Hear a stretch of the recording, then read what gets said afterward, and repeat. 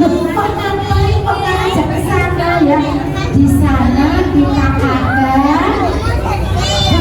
berhaji. Apa? Berhaji. Namanya bajunya putih. Yang laki-laki tangannya kelihatan satu. Ya, ini namanya baju ihram. Apa nak? Ihram. Yang berhaji maupun yang umroh di sana harus pakai yang seperti itu ya. Tapi aku kan pakai begini terus Bu Guru? Enggak. Ada saatnya pakai baju begini, ada saatnya pakai baju biasa, pakai kaos boleh, pakai baju koko boleh ya. Nah, diceritakan ya. Diajak pergi ke kota Mekah, diceritakan Allah. Sampai di kota Mekah, ya, sampai di kota Mekah itu ditinggal sama Nabi Ibrahim. Pergi lagi untuk mengajak orang-orang menyembah Allah. Aja, saya mau pergi. Kamu di sini sama bayi ini, ya. Mau kemana? Mau ngajak orang-orang menyembah Allah lagi. Biar banyak orang-orang yang menyembah Allah. Ya, gitu biar nggak nyembah setan, gitu ya. Nah, terus waktu itu Siti Hajar sama bayinya yang namanya Ismail masih bayi sekali. Ditinggal siapa? Dia nggak tahu orang kampung. Nggak ada rumah, nggak ada makanan. Iya, terus Siti Hajar kemudian meminta kepada Allah untuk dikeluarkan ya, diberi sabar, baru sadar kalau anaknya nangis.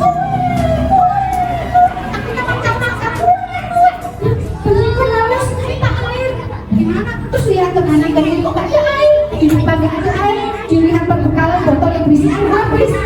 Terus Siti Hajar itu berlari ke atas bukit. Bukit itu tinggi apa bunda? Tinggi itu lari. Ibu lari sampai tulangnya dicicik lari. Mencari air sampai di atas bukit yang namanya Sofa. Oh ternyata ada air. Kalau puas itu kan kayak di jalan itu kayak ada air gitu dong. Kayak ada kaca-kaca gitu kalau puas itu kalau kamu jalan. Iya itu ternyata nggak ada air. Lari lagi ke bukit Marwah, naik turun sampai akhirnya sampai sebanyak 7 kali. Terus duduk. Ternyata di dekatnya bayinya itu sudah ada air. Ternyata Ismail yang nangis sampai mancal-mancal. Kue itu ternyata di kaki-kakinya yang dimancali tadi itu bersumber air, keluar air. Siapa yang keluarkan? Allah hanya menyuruh manusia berusaha. Yang mengeluarkan air hanya Allah, yang memberi rezeki Allah. Allah hanya menyuruh bapakmu, ibumu bekerja menyambut rezeki. Allah yang ngasih rezekinya, ya kan? Nah, Allah hanya menyuruh kamu belajar dan belajar mesti kayak kalau begitu teman. Mesti kita di sini kita ya. Hanya menyuruh kalian tuh belajar dan belajar. Yang ngasih pinter siapa? Allah. Kalau males dikasih pinter nggak? Kalau males belajar, lihatnya HP tok dan main-main, ya kan? Kalau lihat HP-nya buat belajar, ya jadi pinter. Tapi kalau HP-nya buat main-main ya, game terus. Jadinya apa? Nggak pinter, gitu ya. Nah, kemudian Nabi apa?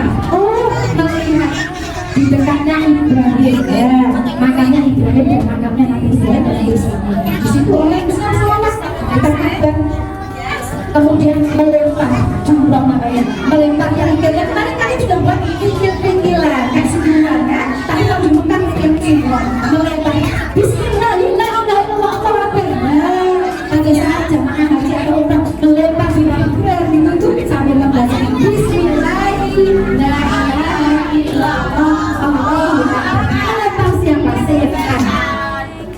pada suatu hari Nabi Ismail yang masih kecil, seusia kalian ini kecil ya, diperintahkan oleh Allah untuk disembelih sama bapaknya, dijadikan korban.